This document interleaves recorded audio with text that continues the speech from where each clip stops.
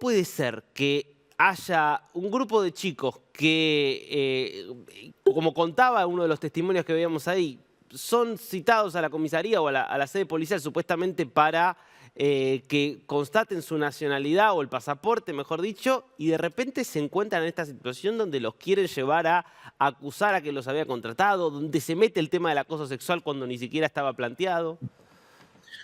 Bueno, la situación es absolutamente irregular. Para empezar, todo parte de una denuncia de una de las 18 personas becadas de nacionalidad mexicana, que es precisamente la que interpone una denuncia, parece ser en enero del año 24, y todas estas actuaciones se producen 6 meses después, cosa que no se compadece bien con nuestra ley española y la necesidad de que la investigación policial inmediatamente se ponga en conocimiento del órgano jurisdiccional a través del correspondiente atestado.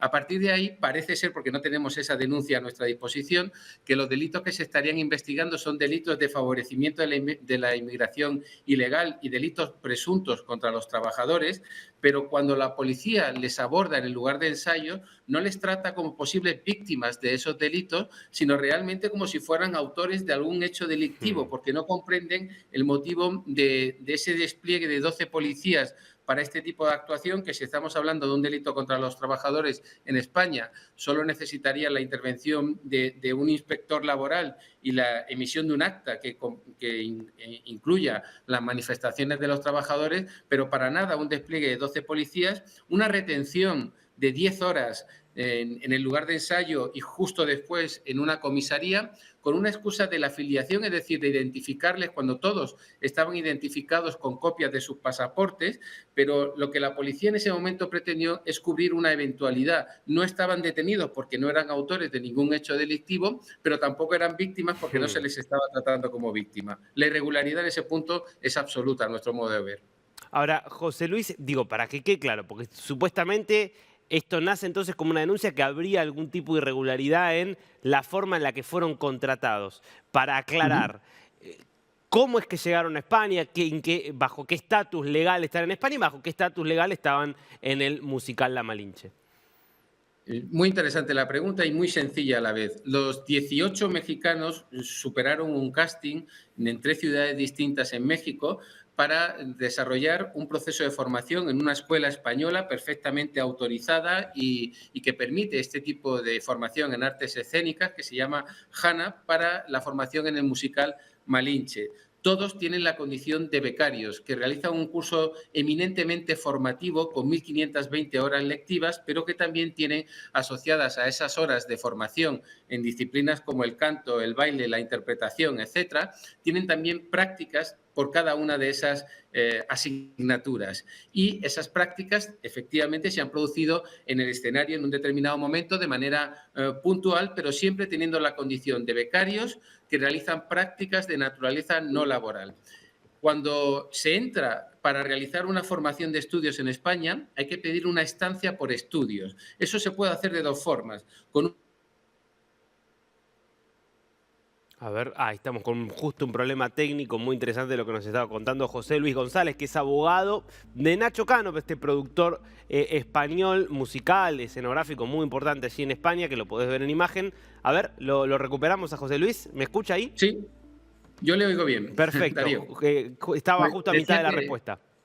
que las dos formas de entrar en España en una estancia por estudios es una que no se utiliza habitualmente, que es la solicitud directamente al consulado y que tiene una tramitación que por la extensión en el tiempo no se utiliza, y la otra, como decían en el vídeo, efectivamente, es entrar como turista en España y solicitar la estancia por estudios desde territorio español. Esa es la fórmula habitual del 95% de los solicitantes de estancia por estudios y no solamente es legal, sino que es la prioritaria y preestablecida y recomendada además por la propia Administración en España, el Ministerio de Inmigración, por las propias universidades para estancias de estudios, etcétera, etcétera. Absolutamente legal. Clarísimo. Ahora vuelvo a cómo está el estatus de los estudiantes y sobre todo de la denuncia que ellos han hecho, pero me interesa entonces volver al caso Nacho Cano, aprovechando que usted además es el abogado de Nacho Cano. ¿Cómo quedó hoy esta causa, digamos que de hecho lo tuvo detenido? Vuelve a ser una pregunta muy interesante porque la detención del señor Cano no responde a ningún tipo de proporcionalidad ni finalidad objetiva. Me explico.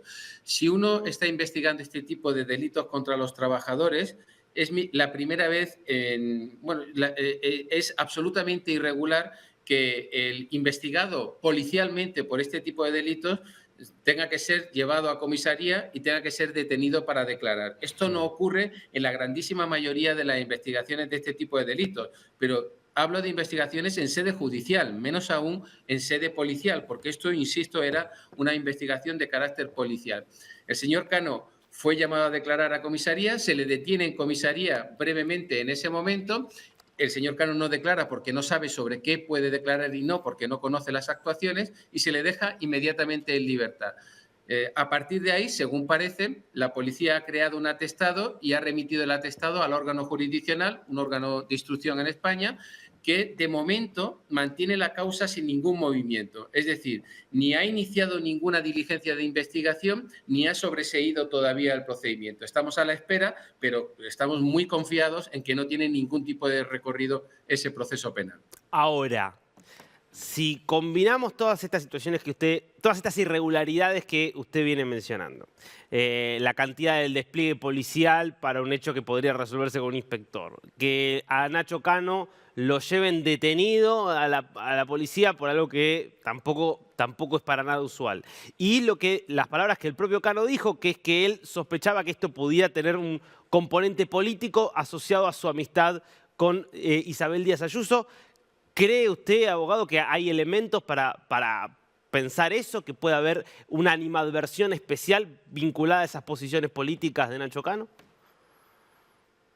Bueno, siempre que me preguntan algo de esta naturaleza, señalo que yo soy abogado y no debo manifestarme sobre cuestiones políticas, pero es cierto, los hechos que aquí se presentan son absolutamente irregulares. Una investigación sine die en el tiempo por parte de la policía durante meses, cuando tiene obligación de remitir el asunto inmediatamente al juez instructor competente. Un despliegue para amedrentar a unos chicos en el lugar de ensayo, unos chicos que son extranjeros, que son jóvenes, que no entienden ese tipo de actuación policial en un determinado momento, y donde además se le hacen preguntas que no tienen relación con la puesta en escena que han dicho sobre posibles delitos contra los derechos de los trabajadores. Esa necesidad de hacer preguntas de insinuación sexual con el señor Cano no tiene ningún sentido respecto de la investigación posible. Y luego, que se detenga al señor Cano a la luz de la poca gravedad de los hechos delictivos que se estaban investigando, no tiene ningún sentido.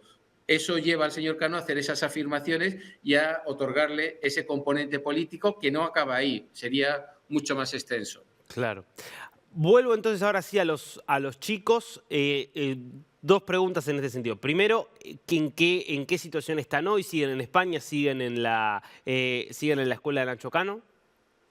Por supuesto, siguen en España, siguen formándose, trabajando intensamente porque imagínense que esto es una oportunidad única. Han sido seleccionados entre un casting difícil para formarse en España y posteriormente tener en México un contrato de trabajo en un musical espectacular, con lo cual se sienten absolutamente afortunados por la formación y la oportunidad posterior. Ellos siguen con su curso. En vía administrativa está recurrida la denegación de estancia por estudios que se decretó por la delegación del Gobierno allá por el mes de mayo de este año, pero como decía en el vídeo, hay un retraso muy considerable de la Administración en la resolución de estos temas y hay un desfase de 6 meses para la resolución de este recurso. Pero aunque este recurso fuera denegado, nosotros ya en la semana que viene vamos a presentar recursos contenciosos administrativos, es decir, vamos a abrir la vía judicial para solicitar, en su caso, en caso de que fuera denegada la estancia por estudios, que sea concedida esta estancia en vía judicial. Por tanto, los chicos siguen aquí, siguen formándose, ahora ya centrados en este asunto y sin ningún tipo de impacto de ninguna naturaleza que no sea la formación. Clarísimo. Y por último, José Luis, hay entonces ahora una acusación y una demanda contra la policía. ¿Contra quiénes es esta demanda? Justamente por toda esta situación de abuso que sufrieron por parte de las autoridades. Pues fíjense, les decía antes que todo esto partía de una denuncia de una chica que formaba parte del grupo de los 18 que fueron seleccionados. Lo que no tiene mucho sentido, como comprenderán, es que 17 de los becarios digan exactamente Ujú. lo mismo, manifiesten que están encantados con la formación, con el curso, con la actuación del señor Cano y la productora, y que una sola chica que precisamente por su conflictividad fue invitada a dejar el grupo, pues sea la que ha originado todo este desarrollo y está haciendo manifestaciones que, bueno, podrían ser incluso constitutivas de delito. En este sentido, bueno, ellos van a continuar con su formación y no va a pasar absolutamente nada porque va a finalizar esa formación sin que se hayan resuelto alguno de estos recursos, porque tiene carácter retroactivo esta decisión por parte de los órganos administrativos o judiciales al momento del inicio de la formación de estudios. Clarísimo. José Luis González, muy interesante todo su testimonio y, bueno, revelador también de cosas que, bueno, evidentemente no deberían pasar, pero incluso en un país como España están sucediendo. Sí, Darío, solo una cuestión. por supuesto. Me preguntaba también sobre los procedimientos penales. Los 17 chicos han iniciado procedimientos penales que ya Bien. están conociendo juzgados de instrucción españoles. Así que va a haber proceso donde se va a investigar esa actuación policial a efectos de detención ilegal, coacciones, falsedad documental y otros tipos penales delictivos. Perfecto, clarísimo y seguiremos entonces de cerca el caso a ver cómo van evolucionando estas denuncias. Muchas gracias por este tiempo con Dinews. Muchísimas gracias, muy amable.